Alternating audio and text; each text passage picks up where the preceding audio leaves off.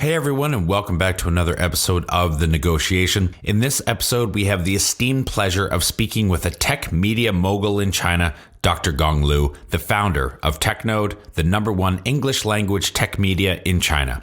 We discuss the ins and outs of the media landscape in China and how a young graduate with a doctorate in computer engineering educated in the UK goes on to become a media magnate in China. We discuss how the transformation in family dynamics has a non-trivial connection to the rise of innovation and entrepreneurship in China over the last decade, the future of the 996 work life in China, and some discussion around the US-China trade war and current state of blockchain technology. We also chat about something that he's been hard at work developing, something to rival CES in Vegas, the BEYOND Tech Expo, planned for June of 2021 in Macau, one that he's hoping will be one of the first in-person tech events in Asia post-COVID. Enjoy. We were talking about the China tech is 20 years or 30 years behind the US, but now it's not the case. In many sectors, we are kind of ahead of the US. I think we are truly competing with US. For a China company, they have to get ready for all the uncertainties. We cannot say, hey, when Biden is there, things are going to be much better. Hopefully it will be better, but I don't think it will be much better. Home to over 4 billion people, the Asia-Pacific region boasts one of the most powerful consumer markets on the planet. Not only is it home to half the world's under 30 population, but it's also home to more than half the world's internet users. It's a market no globally minded brand should ignore, but entering markets like China is no easy task. Just ask the likes of Microsoft, Google, Uber, and Facebook. Times are changing, and with the right partners, doors are slowly opening as more and more companies find success expanding into the markets of the Middle Kingdom. I myself spent 8 years in China, mostly as a venture capitalist, helping early-stage tech companies enter the Asia-Pacific market successfully. This show is dedicated to uncovering and examining successful China entry and growth strategies by interviewing the people behind those success stories. My name is Todd Embley, and welcome to The Negotiation, brought to you by WPIC Marketing and Technologies. Gong, welcome to the show. Thanks for coming on today. Yeah, thank you for having me. We are long time no see. Long time no see. You and I have known each other for 8-9 years going on now. It's really good to hear from you. And first of all, congratulations on just as far as a lifetime of our relationship, a lifetime of success, and on how well things have gone for you and for TechNode, and just being an industry leader in China. So congratulations on all that. Thank you. Yeah, thank you so much. I wanted to start by diving a little bit into your background, because you actually studied computer science in the UK. And so how does a guy end up in the UK studying computer science and then come back to China and, become the founder of the premier tech media in the whole country? Yeah, it's very interesting path, I have to say, because I did my PhD in computer science. I think the whole thing started, basically with my personal blog. That was back to 2007 when I was still doing my PhD. And when I started, I have no intention or plan to be a journalist. To be honest, because I study in computer science, I love technology. So one day I say, maybe I can just start writing. It's more like an online diary. Find anything I found interesting, I just wrote it down, and which become my personal blog. So that's how everything started. But later on, I think that's what 2007, 2006. So I started to read tech blog like TechCrunch, like Mashable, and Rewrite Web at that time. Then I realized, all this kind of technology blog, basically I was learning a lot from all these blog, because at that time people talk about Web 2.0. There's so many startups, started to, kind of disrupting the world. I was reading that and say, this is so great. I didn't know a personal blog can be so valuable. So I say, so all these blogs, they're talking about Western innovation, innovation in Silicon Valley. So I say, there's nothing, from China. there are no kind of tech blog, talk about what's happening in China. I started to read, tech blog like TechCrunch, Mashable is basically that open a new world to me. But all these tech blog, they all focus on Silicon Valley. I guess like also none of them they understand what's happening in China. And for me, I was in UK for 7 years, but originally from China. So I say, oh, why not? I should try to write about China, what's happening in China in tech space. But instead of write everything in Chinese, I say maybe I should write in English. But the reason with that, because I was in UK for 7 years. I like all the English media I read about. I would say mostly they focus on two kind of keywords. One is copycats. 10 years ago, right, which was true, I have to say. We copied lots of things from Silicon Valley. The second keyword is, they call the censorship, right? Which I wouldn't, give that much comment. I think is that happened, but just besides these two keywords, actually there were innovations. Even it's a kind of micro innovation, but basically nobody talk about that. So I say, oh, probably I should write something on my own. Then I reach out to the Chinese startups, even like big tech companies, then started to learn how to do the interviews and started to learn how to, try to be a journalist as a blogger. So that's how everything started. But I think I've been doing that for 5 or 6 years until 2012. Then some friends came to me and said, "Hey, you've been doing that as your hobby for so many years, and you love that. I think even you are good at that. So probably you should do that as your career, not just a hobby." I think around 2012, I think that's really the China tech kind of innovation kickoff, because the mobile internet, 3G, the later on 4G, we did see more and more startups. I think before 2011 or something, I think you didn't see that many of startups.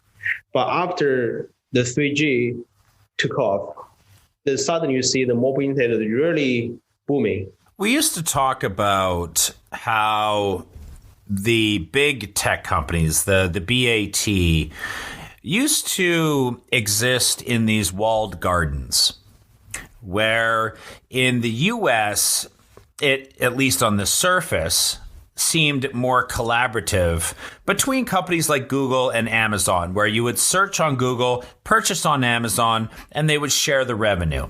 That was not the case back in the day in China. Talk a little bit about maybe that more competitive versus collaborative ecosystem that was in China early in the days when there wasn't, maybe as much food on the table, so people were fighting harder for what they could get, versus, as you describe it now, being more collaborative, not killing a startup or copying a startup, but working with and potentially acquiring a startup. Yeah, well, I think now, you still see two sides. You still, people complain about the BATs or even other unicorns. Still, they're kind of dominating the whole thing. But on other sides, you see the collaborations, more collaborations. It's kind of tricky. I think right now we have the open space, like open platforms, maybe the multiple open platforms. You can work with, Tencent or Alibaba. They all have their own kind of open platforms, which means the startups, even like individuals, they can basically they can pull the traffic from Tencent or from Alibaba, or even use their platform to make money, which was good. But it seems, but this part is open, but on the other side, it's tricky is because Tencent has its own open space. Alibaba has another one. So which means Okay, but for like startups, eventually they have to pick up, okay, which side they're going to stand on. They either go Tencent or go Alibaba. So I think at the very beginning, it's kind of free space. Free to go. You can work with Alibaba because they're small and Tencent both. But once you come big, or even maybe after C round or D round, then you're going to see you need a kind of a strategic investor, which either Tencent or Alibaba. Then you see the open space become, kind of partially open. It's open, but it's not that open because you have to stay at, one zone, not like both zones. There hasn't always been sociological culture of welcoming innovation, or even let's call it entrepreneurship. And I'm wondering, because you have been watching and writing and following for 13, 14 years now. Can you speak a little bit to something that I think about a lot, which is the one thing that I think has helped drive innovation and the rise of innovation and entrepreneurship in China so fast is how malleable the family dynamic has been, how it has changed in such a short amount of time, whereas that top-down grandparents, parents, typically one child, that downward force on what that one child should do with their life, what they should study and what their job is, where they have relaxed the reins so quickly to allow the young to chase entrepreneurial dreams, because a decade ago, they were not encouraged and it was frowned upon to chase entrepreneurial dreams. That has changed, and it hasn't just changed, it's changed a lot and in a very short period of time. Well, again, it's a very good question as well. I think it started from maybe 5 years ago. The government started, you see all the mainstream medias, because the biggest guy started talking about entrepreneurship and what the so-called mass innovation in China. It become kind of top-down campaign, because basically everybody have to do that. Even you don't know what's the startups, but because the big boss saying that, then everybody should follow. When the whole Chinese societies started chasing the entrepreneurship, I think at the first 2 or 3 years, I would say it's kind of chaos, because you see so much bubble there. Even I think at the very beginning, I think around like 2014, 2015, you see so many like co-working space, incubators, accelerators. There's so many. Starting like basically after one night, you see so many across all China. Then I felt that times, we even have had more incubators than startups. When you look into all these accelerators, so-called accelerators, incubators, and you realize, the guys behind all these incubators, they know nothing about the startups. They know nothing about like mentorship. All these guys, many of them actually they come from the real property business. Mm-hmm. They can get funding from the government, as long as they say, they want to turn the space into co-working or incubator to support startups, because they couldn't, because the economy, the real property business was bad, right? They cannot really rent the space. But then the government say, if we do that, if we support startups, we can give some fundings. Then that's why you see so many. So actually, there are lots of people complain about it and say, hey, what's happening there? And the government is doing something really bad, actually, to kind of destroy the ecosystems, right? Even if they look nice. But if you look at another part, I think that's true. To be honest, I think, but if you see what happened in the past 2 or 3 years, you see everything come down, then become from the chaos. Then everybody realize, what's it really about? But we spent 3 years, maybe even more, to learn. But I think that's a kind of learning curve. Even lots of resources, I would say, like wasted. But now we are probably on the right track now. But also on the other side, I think, as you just mentioned, I think personally, I think that will bring a huge value and potentials to the society or Chinese societies. Is look at the what I'm working on now. I think even 4 years, 5 years ago, if you ask my parents, never understand what I'm doing. Because I go to my PhD in UK. The day from day one, I moved back from UK to China. My parents always asking, "Oh, why not just if you can just go to university, become lecturer or professor, and you don't really need to worry about like the pay, blah blah." So and even we did lots of things, the media events, but still they don't get it. Mm-hmm. But suddenly, starting from 5 years ago, they suddenly, my parents started reading startups, entrepreneurship from all the mainstream newspapers, TVs. Then realized, oh, actually, probably that was not that bad, to do something new because the government said that. So I think now they kind of understand what I'm doing. And also, I think for the generation, like my generation, I think because we are kind of in the curve of this type of campaign. So I'm pretty sure like my generation, we would encourage my kids or our kids, if one day when they grow up, they say, hey, father, I want to do something on my own, I would 100% support it. Because I learned a lot. I was in the curve. I know what's happening.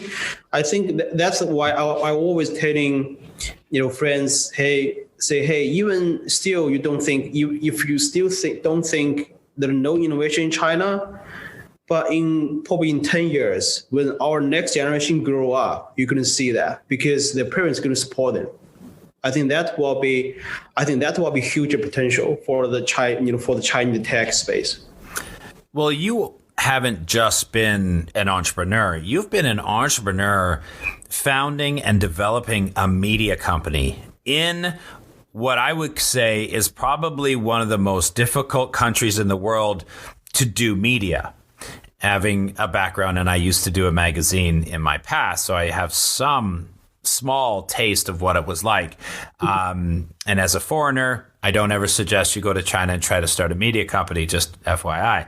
However, so you didn't just do a difficult thing. You did a difficult thing in one of the most difficult sectors. Can you talk to us a little bit about what media is like in China? And what is the business? Start with you. What is doing a media company like in China, just generally speaking?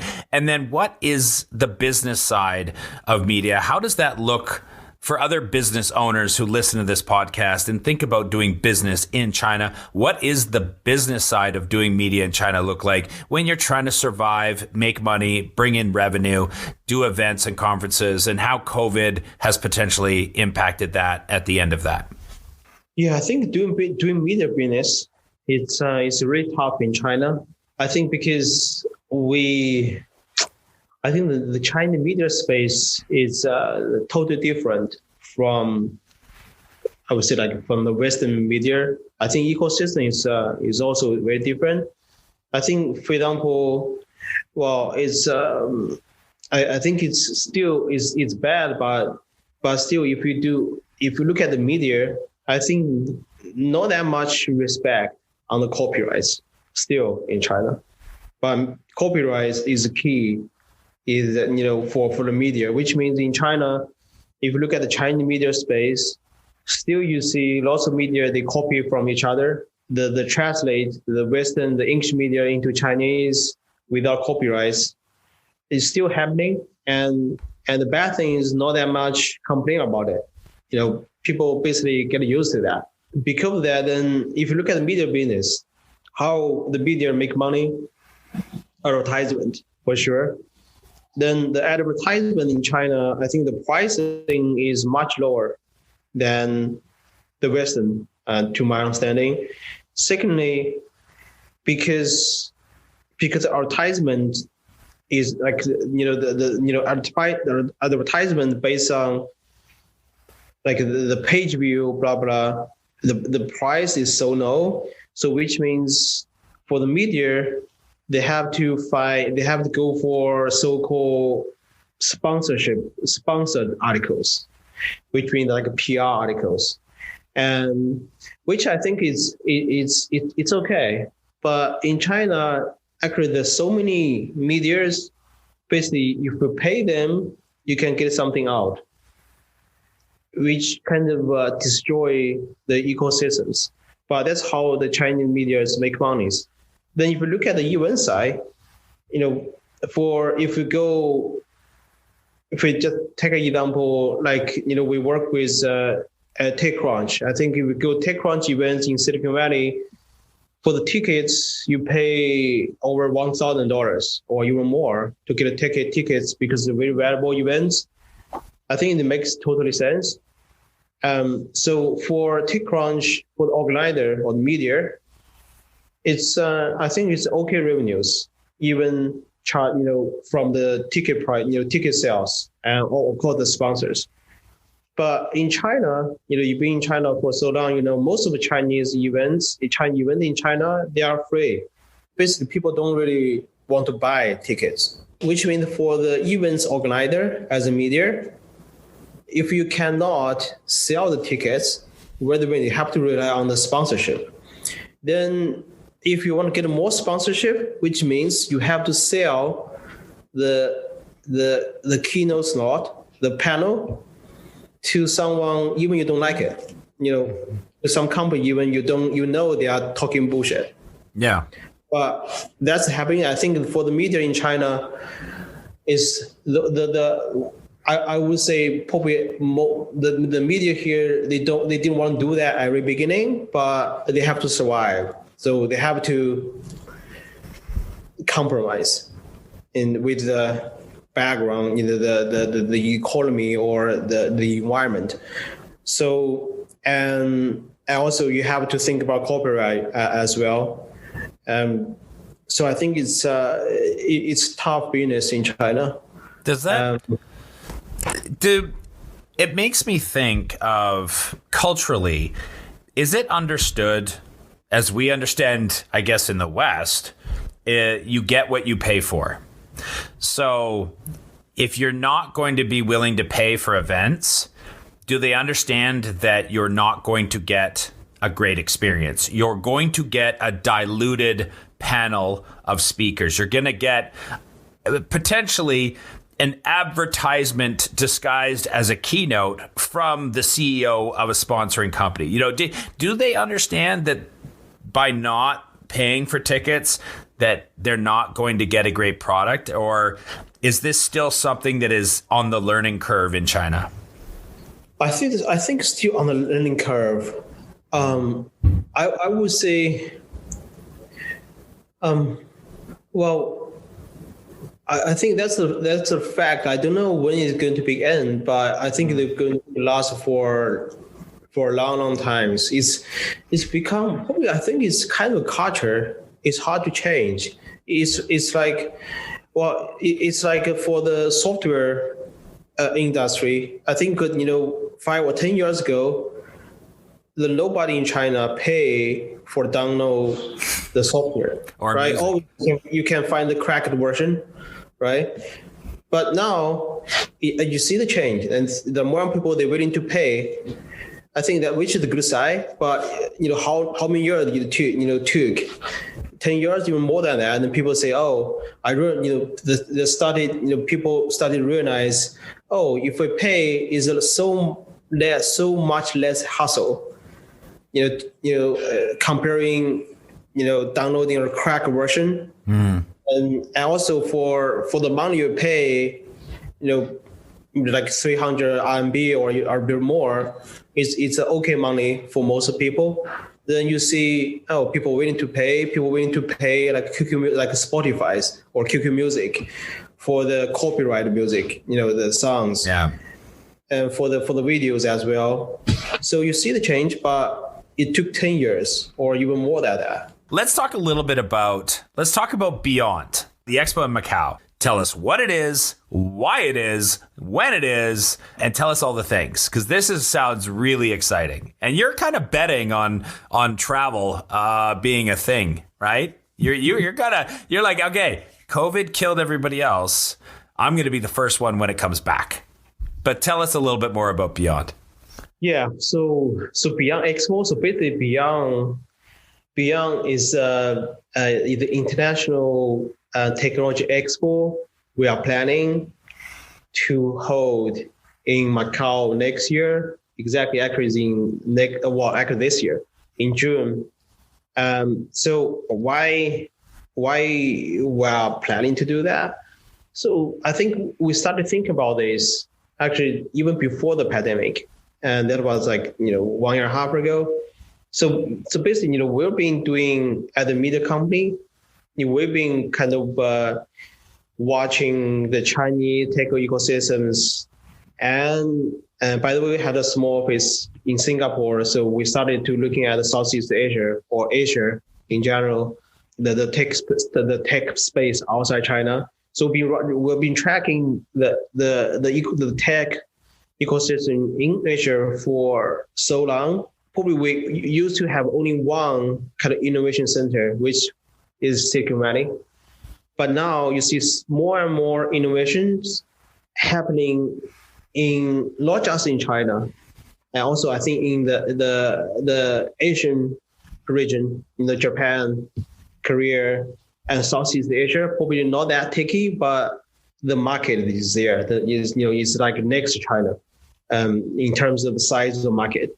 So there's so much happening in Asian market, but why people go to CES in Las Vegas, right? And also probably more than 50% of companies at the CES, actually they come from China, right? I think also maybe half of the China company come from Shenzhen, by the way. But why people go there? Because they want to access the Western market. They want to get attention from the English media or international media. That's why people want to go there. It's a great event. But if you look at the landscape, the global tech space, there are so many companies. They are not in States anymore. They are not in Europe. Actually, they are in China. They are in the Asian countries. But then we need not just an event. Actually, we need a platform. So basically, to bring everybody every year to the same platform to showcase what they are doing, what their technologies, what their innovations in the Asian region. We used to have, we have CES Asia, we have MWC Asia, but personally, I don't think if the new CES Asia compare with CES in Vegas, the MWC in Shanghai compare with MWC in Barcelona, I think it's a totally different level, right? But again, CES Asia, they are still doing okay job. But then last year, because of pandemic and maybe because of a China-US trade war as well, CES Asia make an announcement say CES Asia is canceled forever. So basically, there's no CES in Asia anymore. Then the lived space, actually, there's no a big tech fair or tech expo in Asia, but we need one because there's so much things happening in Asia, and so basically we need something here starting in Asia. Then I think that's something we've been planning, but then we say, why people go to Las Vegas for CES? Not just for the show, not just for the demo, for the business. I think those people going there is also for parties, right? For social networking, for entertainment, and also as a tourist. Yep. Right. It's basically, CES not just like it's not just like expo, but basically is the party for the global tech thing. Then then we look at, so if we want to do something in Asia, what be probably the best cities?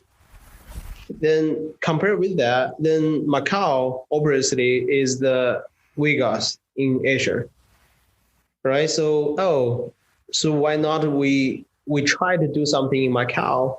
Then later on, actually we then I met so my partner, actually he is well connected in Macau. So we started talking about the idea. They say, hey, so the one day we made the decision, say, since we have the resources, even so hard, but we should try something and to build. Hopefully, that will be the leading, tech expo in Asia. So we compare with CES, but we don't really want to. But it's more like, so hopefully is like every January people go to CES for the EU, for American market, but in the second half of the year, people can fly into Macau to access the Asian market, of course the Chinese market as well. And so I think that's the major reason we want to do that. But secondly, because if you look at the Macau, is the small space, but Macau is also international city. The Macau government is also quite supportive to our idea. I think because when they look at this, is Macau, they want to, because their economy, they build up, I think if I remember that right, I think more than 80% of revenue come from casino in Macau in the past many years. And they realize it's not that right. They have to diverse, basically to change the economy, their like structures. And so they want to work on more like, tech, they get more like, events, exhibitions.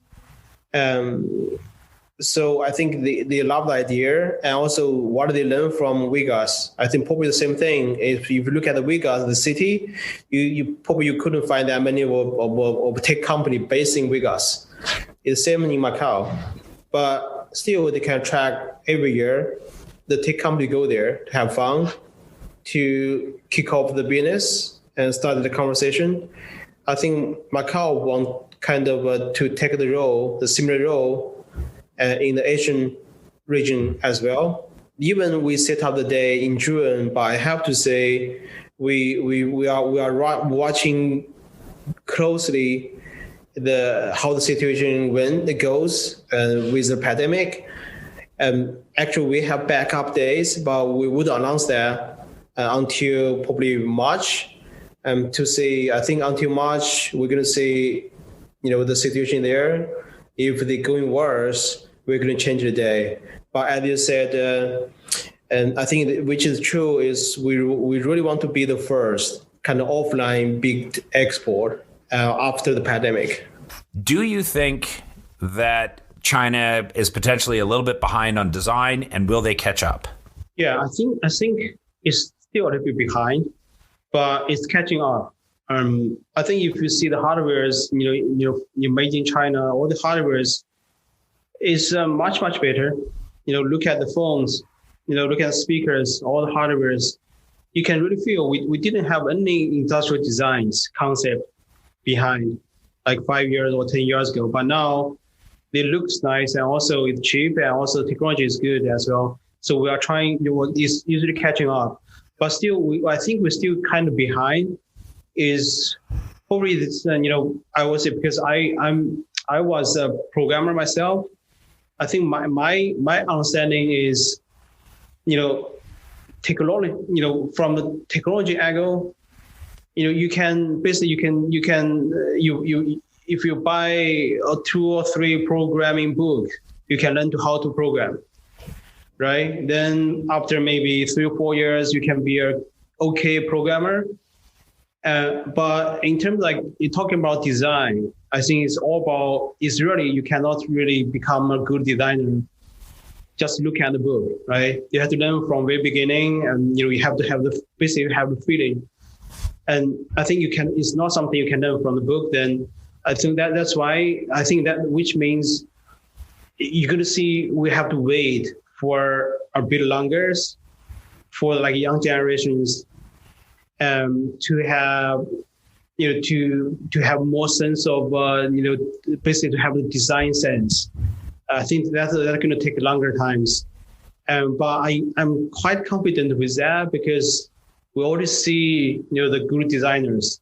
I think I was talking to a professor who was the head of the design department, and he told me almost 98% of the graduate student from the design department, they went to tech companies. So that means it's a huge demand from the Chinese tech company. They realize that, okay, they need designers, not just the programmers. And also, if you look at 10 years or even beyond, and look at all these kids, or Gen Y or Gen Z, all these kids, the Chinese kids, they started learn English from year 3, year 4. I think maybe they're going to speak that much, but still, you see the parents, so they're willing to spend money or resources, on their kids, and to try almost everything.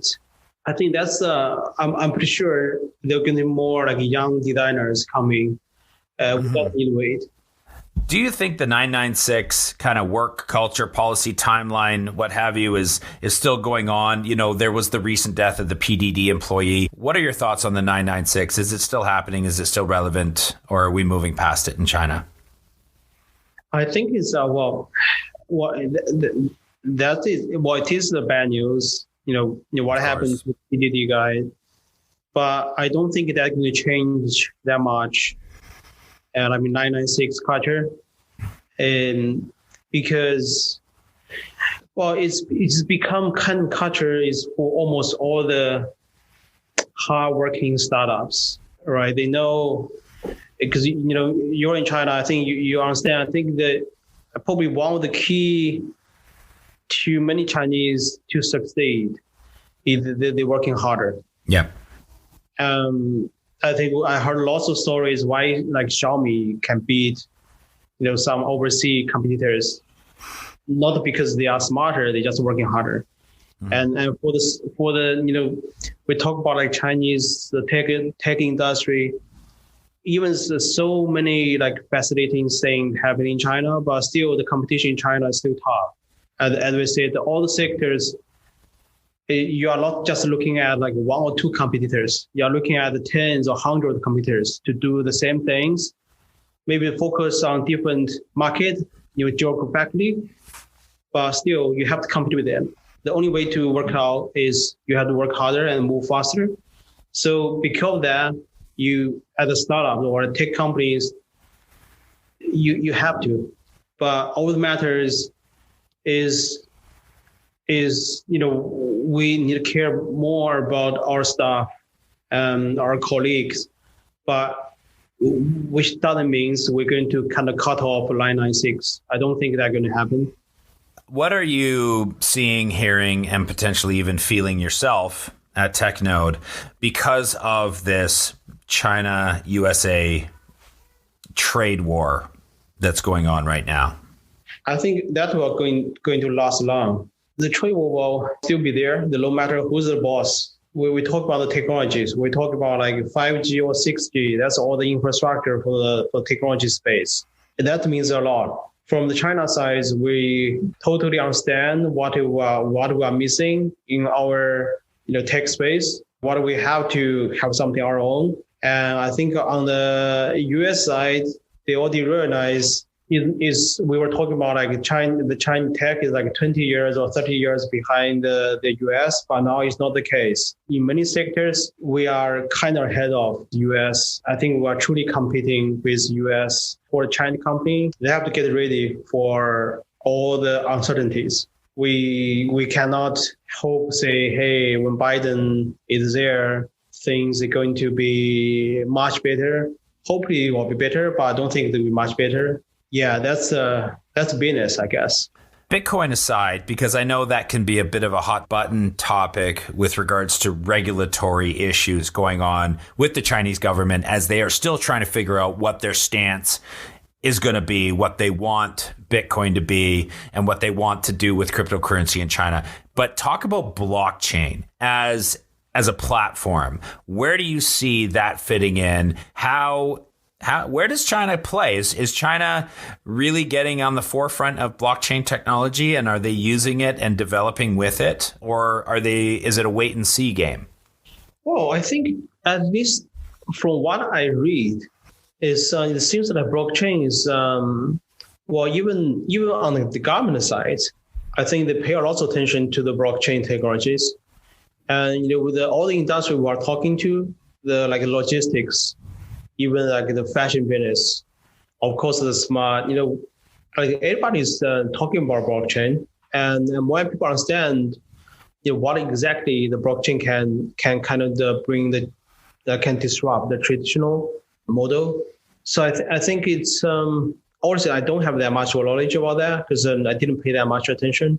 But just based on my reading, if all the infrastructure technology, like given like 5G, big data as the examples, why China is moving so fast?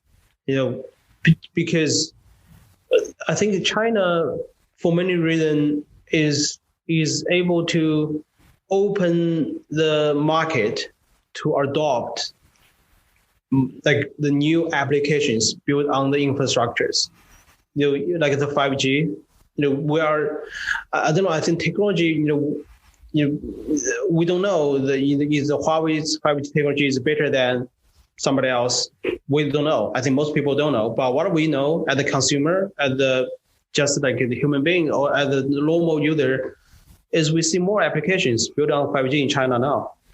The data, big data, we don't, as the user, probably we don't care that much about the privacy, blah, blah. That's kind of controversial, but only at the application level, we see so many applications which make our life easier, right? I think maybe that's what happened, the same pattern will happen to blockchain as well.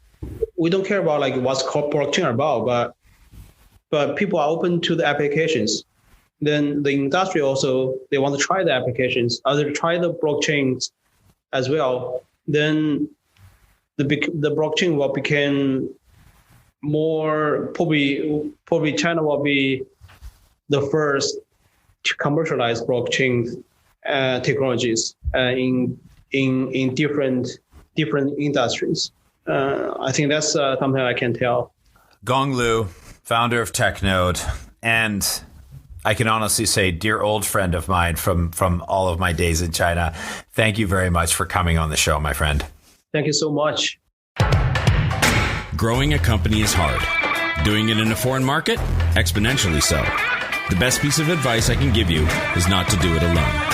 When you start looking across the pond for further expansion possibilities, and I sincerely hope that you do, make sure you choose the right partners to do it with.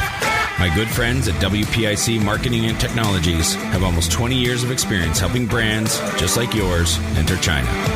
I hope you enjoyed this episode of The Negotiation, and if you're interested in being a guest or want to connect with me or any of our team, please reach out to us at podcast@wpic.co. And be sure to rate, comment, and subscribe wherever you get your podcasts. 再见.